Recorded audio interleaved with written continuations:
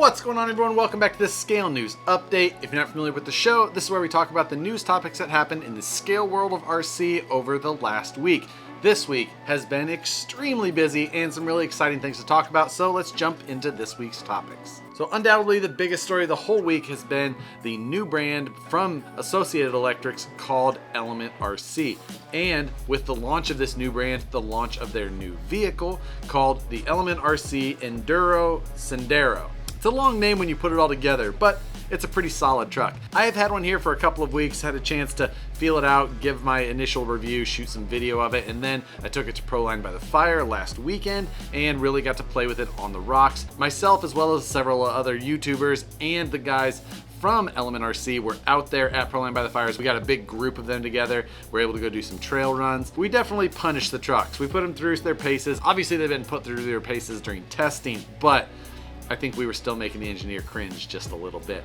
Definitely fun though. We all just had a great time and the trucks did really well. If you haven't looked over the details of the rig yet, I've got a video detailing everything. It's your standard chassis mounted servo, 3-link with panhard front, triangulated 4-link rear. It's got an unlicensed 80s style pickup body. It also has licensed general grabber tires with beadlock wheels, and the biggest feature overall is the transmission in the center, which has the ability to overdrive the front axle. And out of the box it comes with an overdrive setup as well as an additional higher percentage overdrive. Nice to see those things included in the box. And again, if you want to see in-depth details about everything on the truck, I've got a video showing all of that. I'll try and link that in the description below as well. If you'd like to purchase one of those trucks, you can pre-order it. I'll put a link in the description below for that as well. Off the tails of that exciting Element RC release, there was a tease from SSD about a kit or roller version, or raw builder's kit style that they're looking to release. It does look like it has an SCX-10 style chassis.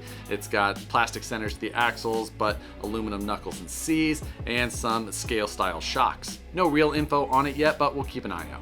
Last Wednesday, the TRX4 budget build got kicked off with Matt from the Scale Builders Guild and myself. That's where we take a stock vehicle of some sort and we try and upgrade it every week, adding $50 to the budget. If you have a TRX4 Sport, you're interested in TRX4 Sports, or you just have nothing better to do, check out the TRX4 budget build videos every Wednesday. Also released last week was a new vehicle from Axial. This was a 1/24th scale deadbolt. An all new platform from Axial, just a scale style SCX chassis. It's got worm drive axles and scale little Nitto tires. Ran into the guys from Horizon while I was out there at Proline by the Fire, and they gave both Matt and I one, and we both took them out on the rocks, had a good time driving them. Just a, fun little 1/24 scale. I don't typically personally do a lot of the micro stuff, but this one was fun out on the rocks, had fun driving it around in camp, things like that. It's just a fun little toy. The price is nice and low on this unit, and for those guys who are interested in the micro stuff, or especially, hobby shop type sales, these are probably going to do really well. They're not necessarily made for the hardcore market. A lot of people were really up in arms about it not being something different, but it's going to be a product that's likely going to sell very well. It's completely different from the 1/24 scale ECX Barrage that they had, which I also do have one of those as well. But the difference between the worm drive axles in the 1/24th and the ECX Barrage having a standard ring and pinion makes these things drive pretty different comparatively. So if you're interested in mini crawlers, you've got another option. If you're not interested in mini crawlers, you can move on. Or you can make a bunch of posts on Facebook about how mad you are.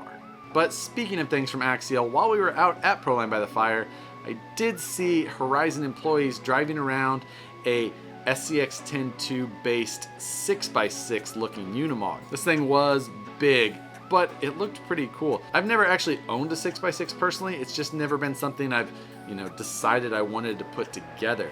While I never was opposed to the idea, it was just that going through the effort to put one together just kind of outweighed my desire to have one. So having an option that's ready to go out of the box, I would be all for. I'm thinking that this thing would have to come as a kit version though. I just don't know if it would be an RTR, because the size of this rig overall when it was built was enormous. And I just have to think, for the cost that vehicle would be, the shipping on that would be enormous. So I'm thinking maybe we see another Unimog kit, but in 6x6, which I'm all for. Probably my least favorite thing about the UMG release was that it was the 11.4 wheelbase, and I prefer the 12 or 12.3 much more. And another new release from today was the Vanquish Products VS410 chassis kit. Now this kit is made to be a conversion for SCX-10-2 or a basis for a custom build. But what this chassis kit includes is the steel C-channel high clearance clearance frame rails and some new updated molded plastic cross members both front and rear. The front integrates both the steering servo and winch servo and integrates a winch line guide through the front of that cross brace. The cross braces are also made now to accept stock style post bumpers, or of course you can still mount bumpers that bolt to the outside of the frame rails like you can on a normal SCX-10 or SCX-10-2. The rear cross brace is again molded and it integrates a scale style fuel cell. The molded cross braces really support and fill those chassis rails, both front and rear, to add a ton of rigidity to this chassis setup. This chassis kit also includes molded rock sliders, an aluminum battery and electronics tray, an aluminum panhard mount, the double shear shock towers all the way around that work with most all of the common wheelbases with different positions, and a large body post set that gives you 7 different lengths of body posts to accommodate most style bodies. I'll have a video up later this week showing you a direct conversion from a stock SCX-10-2 over to this chassis kit. All of the links from an SCX-10-2 will bolt right up, except for the drag link and panhard, which are included in the kit just because they're a few millimeters longer than stock. So this will just give a lot of you SCX-10-2 guys a nice complete package for an upgrade to swap chassis. It gives you room for a lot more suspension travel.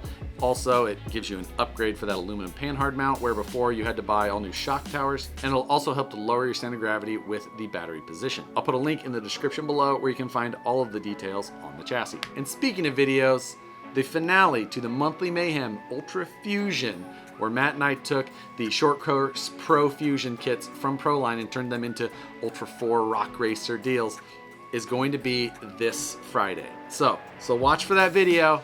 It gets interesting. But that pretty much does it for all of the news topics for this week. Had a really great time out at Proline by the Fire.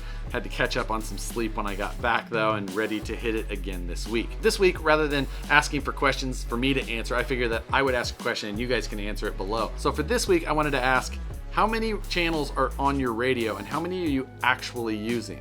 Do you have a 4-channel radio but you're only using 2 most of the time? Do you have a 3-channel radio that you use all of them all the time? Or are you still using a 2-channel radio? And for that matter, are you the type that has like 10 different radios with all the different cars marked on them? Or are you the type that has one radio that has 40 models and they're all full? So put your answer in the comments below. Just kind of one of those fun things. It'd be interesting to hear what people are doing and how they're using. I think that I've gone through a lot of the phases that I just mentioned in this question as time went. You know, started with just a 2-channel radio, then I had just a bunch of 2-channel radios from all the cars that I had, and then I finally started to go to a radio system that I liked, and then just stuck with that, adding receivers and filling up models as we went.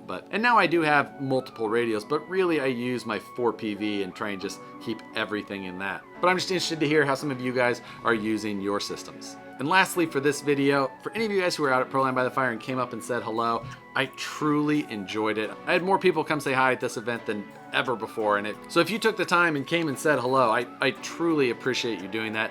I had more fun talking with people and friends and just hanging out and doing all that than anything else. But that's gonna wrap up this week's video. I hope you have an awesome rest of the week. We'll see you back here next Tuesday for the Scale News Update. And I basically have a video coming out almost every day between then. Thanks for watching as always. Hit the like button if you enjoy it. Subscribe if you're not already. Hit the notification bell so you see the videos as soon as they pop up.